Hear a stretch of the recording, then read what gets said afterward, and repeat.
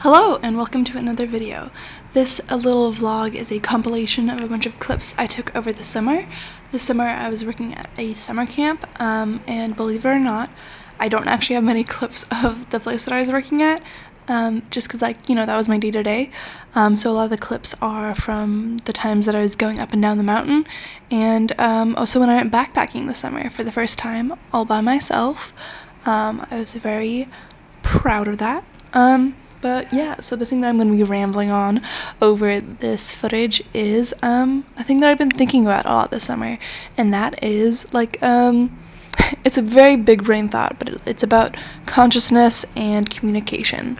So where it starts is I was talking to my friends about this study that was done about different cultures and stuff, where if you say the word red, different cultures and countries and communities will place what the true color of red means differently. So what red is in different cultures is different depending on where they grew up, and depending on what they are communicating, and then also depending on the way the world just appears in different countries is different. The lighting is different, the plant life is different, so because of that, colors are different, but we all have the same word of a color that is red, and so that goes into then thinking about it. It's how can we ever truly communicate what we really think, and how is communication ever actually a 100% solid?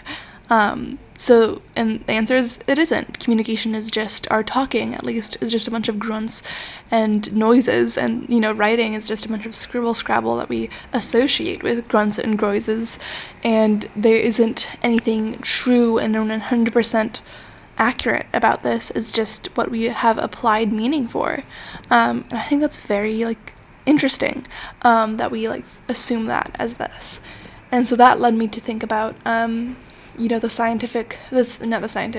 the science fiction concept of switching your brain with somebody, and I began to think about how truly horrific that would be. That you've been talking to this person your whole life, and you would think that they would understand you, and you think that your words would be understood by them, but in reality, what they are interpreting from your words is completely different.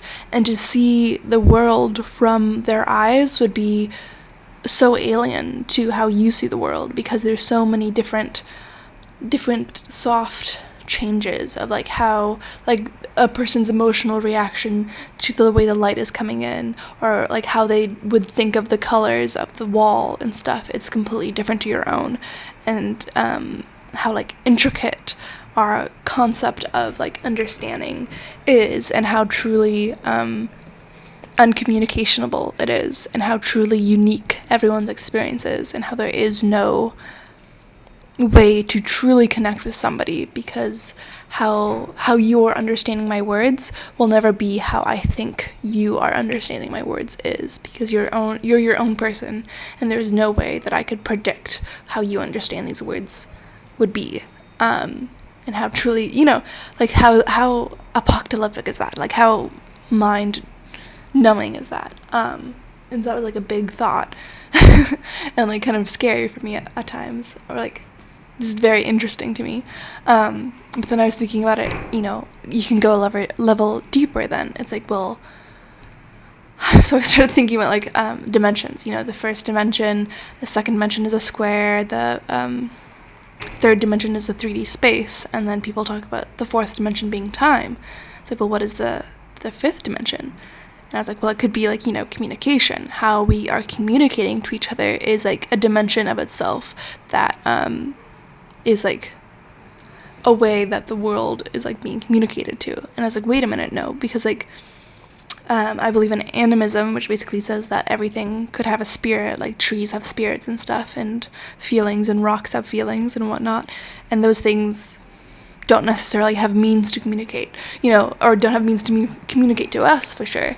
And how would the clouds have communication?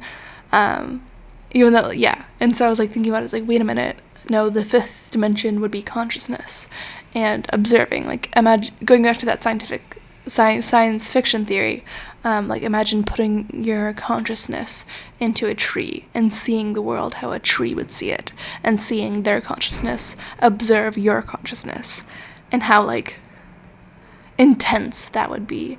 And then, like further out, like a cloud, how would a cloud perceive you, and how does a cloud see the world, how, and like how does a cloud have experiences. And like, yeah, and I had this I had a fever during the summer. I got sick with like just a cold, and I was like lying in my bed, like just thinking about this and kind of having an out of body experience, thinking about like thinking about the trees perceiving me, and the clouds perceiving the trees perceiving me, and the universe perceiving these clouds, perceiving these trees perceiving me. And all that comes to say that like I've kind of come to an understanding of like, it was actually on the backpacking trip that I was doing this. I was kind of monologuing to the clouds and the sky and the sunset, and how it's like how magnificent and overpowering is it that the universe is perceiving me, and I can perceive the universe perceiving me. And I and it was like my first backpacking trip solo, and so I was like thinking about it, and I was like, dang, like I'm scared, like these rustlings in the bushes, I'm scared of that. And I was like trying to calm myself down, and I was like, wait a minute, no, like I am not a victim of nature. I'm not going to be like attacked by a creature, or like I could be, but like it is not necessarily that nature is happening to me. The world isn't existing for me.